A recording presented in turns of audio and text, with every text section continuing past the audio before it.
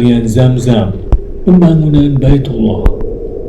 Atas perintah dari Allah Subhanahu wa taala, Ibrahim alaihissalam datang dari Syam bersama dengan istrinya Hajar dan bayi laki-laki mereka berdua, yaitu Ismail alaihissalam.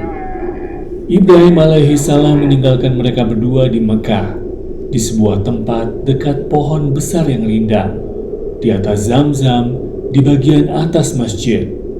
Lalu ia kembali ke Syam, sedangkan Hajar tidak berbekal apapun melainkan tempat air minum dari kulit dan sebuah kantong berisikan kurma. Pada saat itu, Mekah adalah lembah tanpa tanaman, gurun yang gersang, pegunungan hitam, lembah yang tandus, dan tempat sepi yang tiada seorang pun di sana.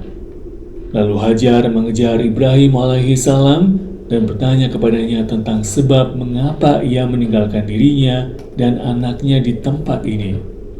Wahai Ibrahim, kemana engkau akan pergi meninggalkan kami sendiri di lembah yang tidak ada siapapun dan tidak ada apapun ini? Hingga mereka berdua sampai di sebuah tempat bernama Kada. Hajar menyeru Ibrahim alaihissalam dari belakangnya. Wahai Ibrahim, engkau akan meninggalkan kami bersama siapa? Namun Ibrahim alaihissalam tetap tidak menoleh kepadanya. Hingga Hajar pun bertanya, apakah Allah yang memerintahkanmu untuk ini? Ibrahim pun menjawab singkat, ya. Lalu Hajar berkata, jika demikian, maka dia takkan menelantarkan kami. Maka Ibrahim pun melanjutkan perjalanannya. Hingga ketika ia tiba di Saniyah dan dirinya sudah tidak terlihat lagi oleh mata, Ibrahim pun menghadap ke Baitullah, lalu mengangkat kedua tangannya sembari berdoa. Rabbana inni askantu min dhurriyyati biwadin ghairi dhi zar'in 'inda baytikal muharram ربنا ليقيموا الصلاة فاجعل أفئدة من الناس تهوي إليهم وارزقهم من الثمرات لعلهم يشكرون. Maka Hajar bersama putranya Ismail alaihissalam menetap selama beberapa hari di lembah tersebut. Hingga perbekalan makanan dan minumannya habis, maka kepanikan pun muncul. Rasa khawatir timbul. Ia pun segera berlari ke sebuah lembah yang dekat dengannya, yang kedua ujungnya berakhir pada sebuah bukit.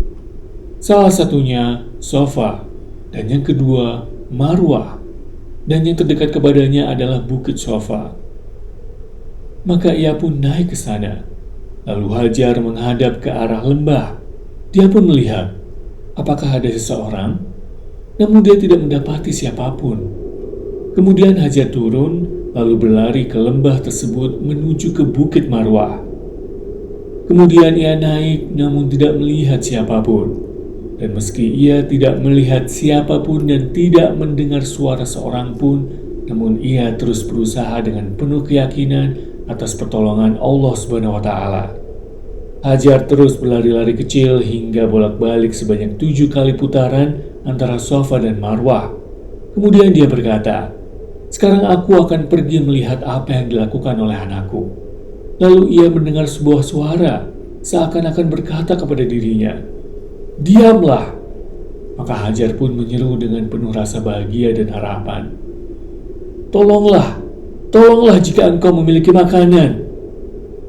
Dan ternyata itu adalah malaikat Jibril alaihissalam di tempat Zam-Zam. Dia sedang menggali tanah dengan sayapnya. Maka memancarlah air, dan ibunda Ismail alaihissalam pun tercengang. Namun ia sangat bahagia sekali atas karunia Allah Subhanahu wa taala itu dan atas terselamatkannya bayi yang disusuinya. Ia sangat bahagia dengan kebahagiaan yang tak dapat digambarkan. Seketika Hajar pun menciduki air tersebut, dan air itu terus melimpah. Ia pun meminumnya lalu menyusui anaknya. maka tenanglah pikirannya dan legalah hatinya. Lalu Jibril alaihi salam menyerunya, "Janganlah kalian takut terlantar, karena di sini adalah Baitullah yang kelak akan dibangun oleh anak ini bersama ayahnya. Dan sesungguhnya Allah tidak menelantarkan keluarga yang dicintainya." Kemudian datanglah sekelompok orang dari Jurhum. Lalu mereka membuat kemah di bawah Mekah. Kemudian mereka melihat seekor burung yang terbang berputar-putar. Maka mereka pun tahu bahwa di sana terdapat air. Mereka sangat heran, bagaimana bisa di lembah yang tandus seperti ini terdapat air. Lalu mereka mengutus seorang utusan untuk pergi ke sana. Kemudian mereka mendapati Hajar bersama putranya dan sebuah mata air yang memancar deras. Mereka pun mendatanginya dan meminta izin kepadanya untuk singgah di sana. Lalu Hajar mengizinkan mereka, kemudian mereka datang bersama keluarga mereka. Lalu singgah di sana. Maka Hajar pun tidak lagi merasa kesepian karena keberadaan mereka. Maka dimulailah kisah para penduduk Makkah Al-Mukarramah. Di sanalah Ismail alaihi salam tumbuh berkembang, lalu menikahi perempuan dari kaum tersebut, yang dari situlah awal mula keturunannya yang diberkati. Di antaranya adalah bangsa Arab, kemudian Quraisy, lalu Bani Hashim, dan Muhammad Sallallahu Alaihi Wasallam.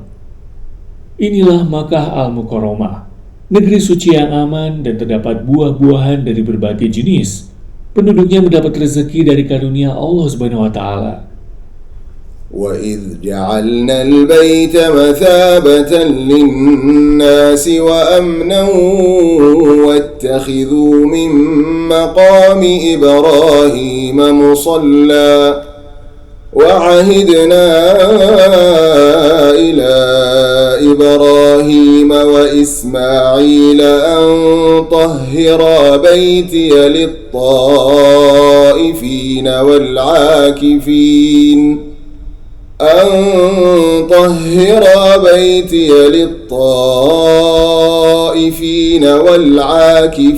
والركع السجود